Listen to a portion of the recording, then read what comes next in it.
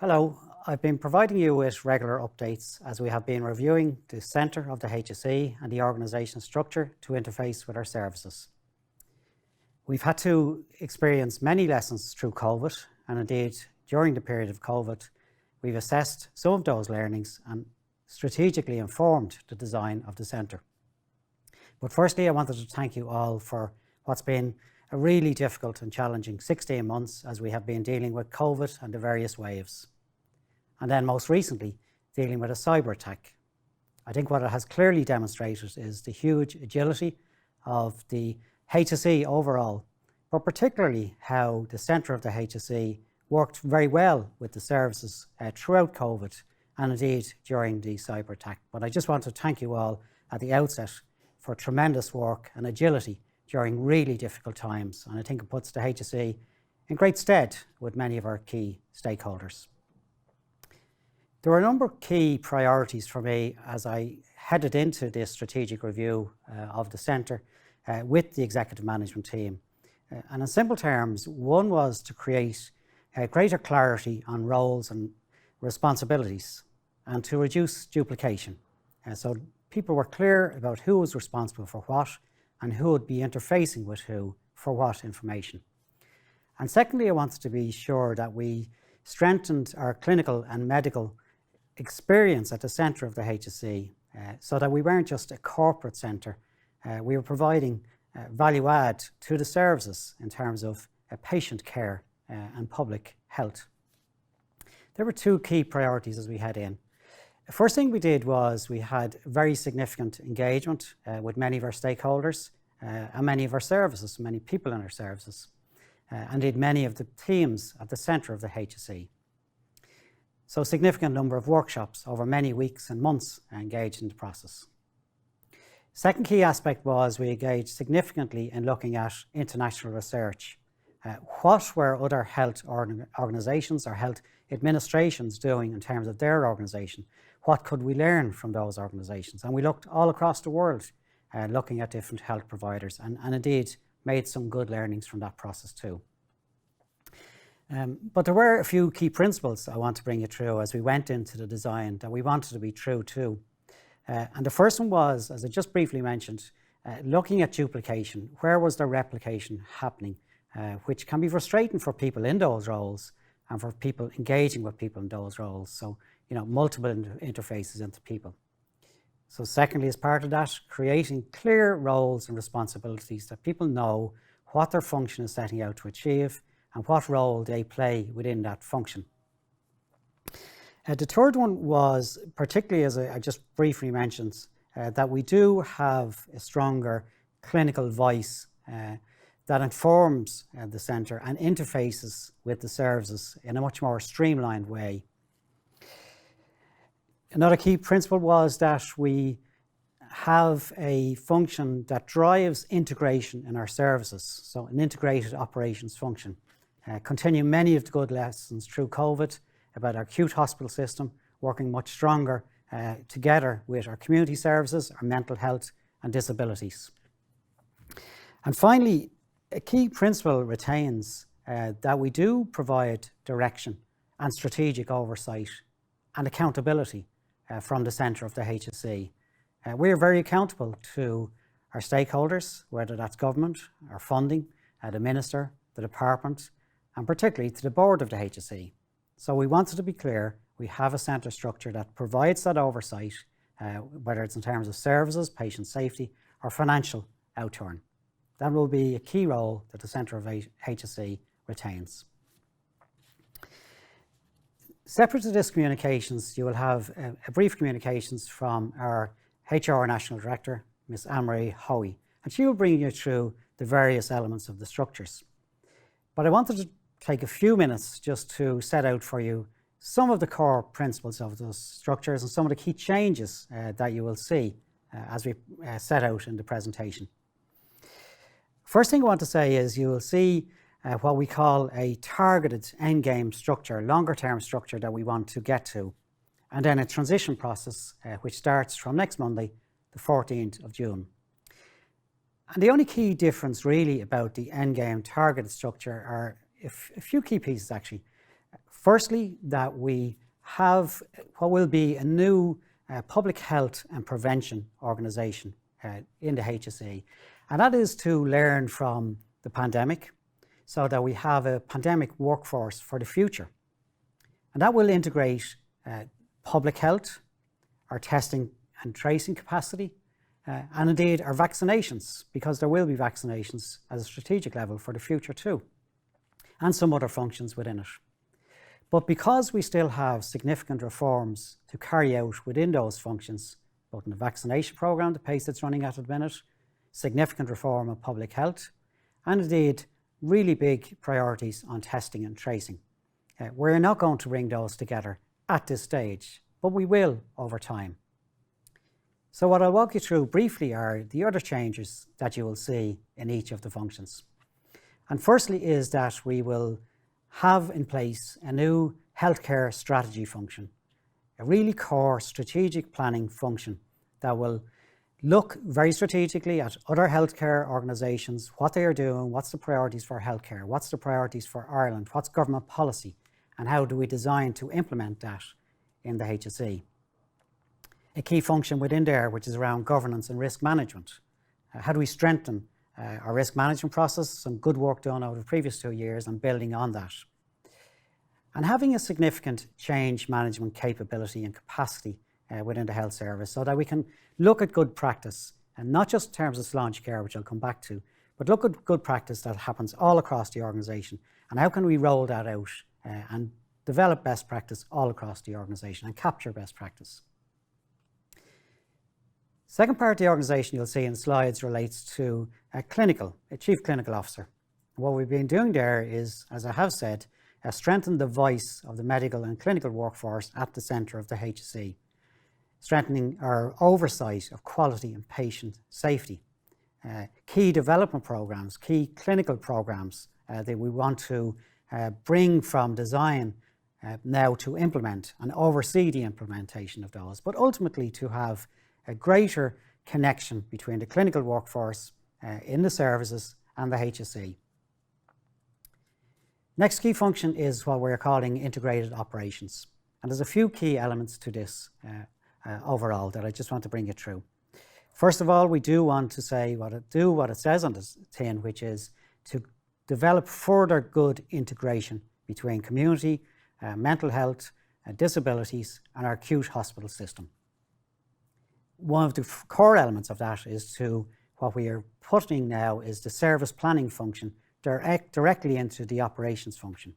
So having responsibility for the service plan as we develop and design it each year, to implement that now within the line structure and take ownership of all the key elements of that. We believe this will provide a greater and a single interface into the services for both the service planning and the operational key issues. Another key element within this function is what we call a national centre for reimbursement schemes.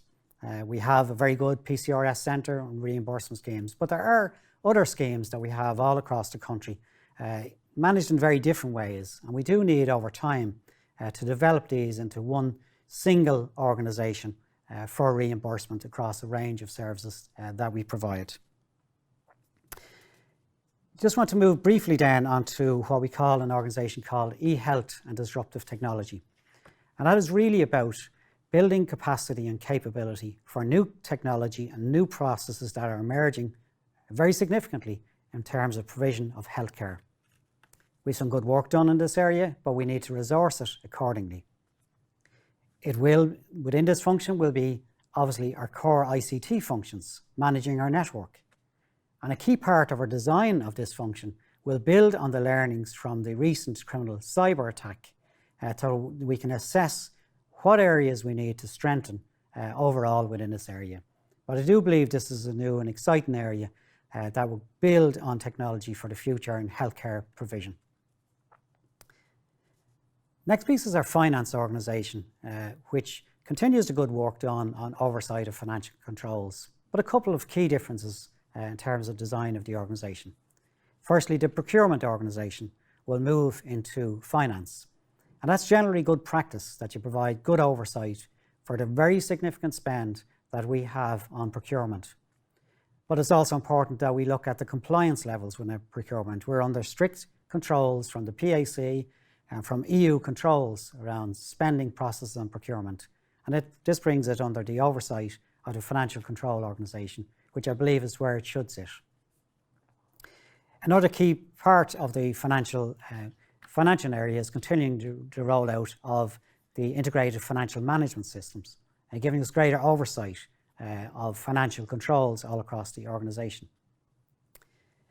And a final key piece within the finance organisation relates to just overall strategy, best use of our funding within finance and how we can utilise that to the greatest level and extent.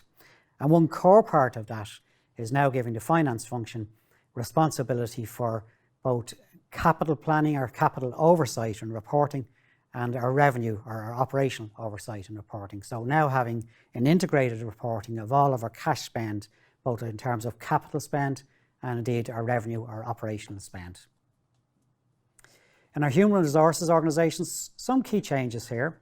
Now having a more what I'd call an integrated human resources organisation, having responsibility, direct responsibility for recruitment, pensions, and also a key system rollout, which is providing greater consistency in terms of our payroll management and annual leave and other core HR processes. The rollout of that system all across the country now under the oversight of HR. But HR also having a key role in terms of leadership development and best practice of leadership development all across our services as well.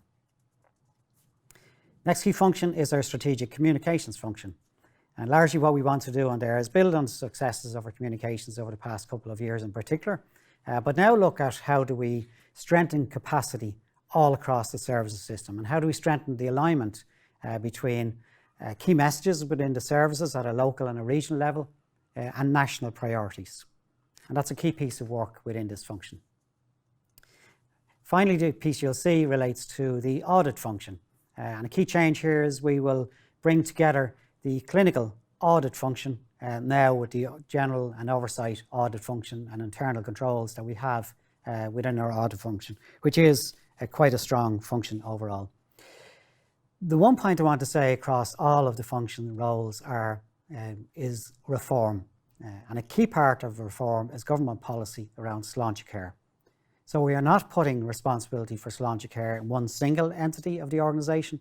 It will be responsibility of all the key executive team members and all of their functions to contribute to, drive and lead all of the elements of Sláinte Care. A key priority for government and a key priority for our board.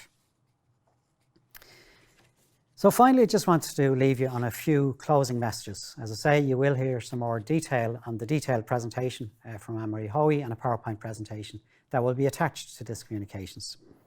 But in closing, there's a few messages from me. First of all, structure is important, and giving people clarity on roles and responsibilities is important. But it's not the only success of the organisation. The success of the organisation is how we work together, new ways of working, new ways of collaborating.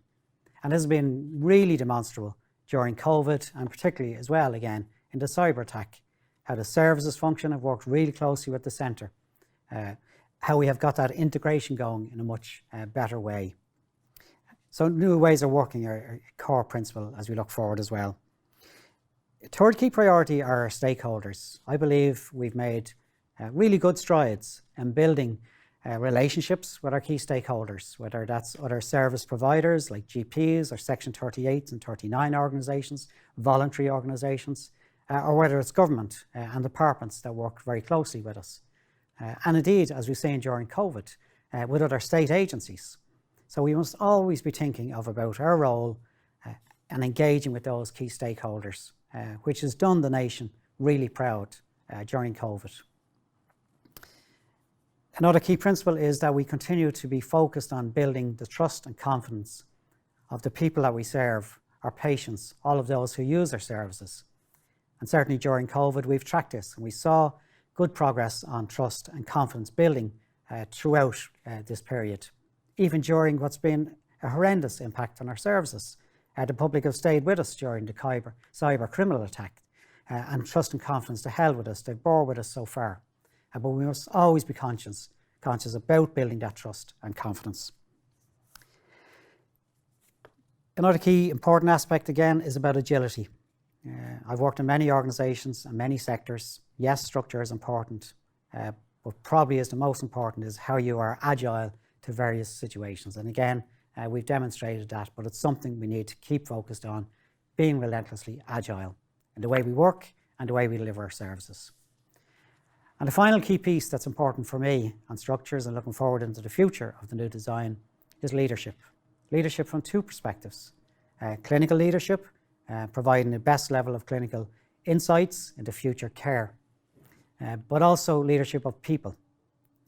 No structure, no organisation is any better than the people who work in it and how the people who work in it are led and managed. And that will continue to be a key priority of myself, the executive management team and the board of the HSE for the future. I do believe the future for us is very bright, and I do believe we should all look at it very confidently.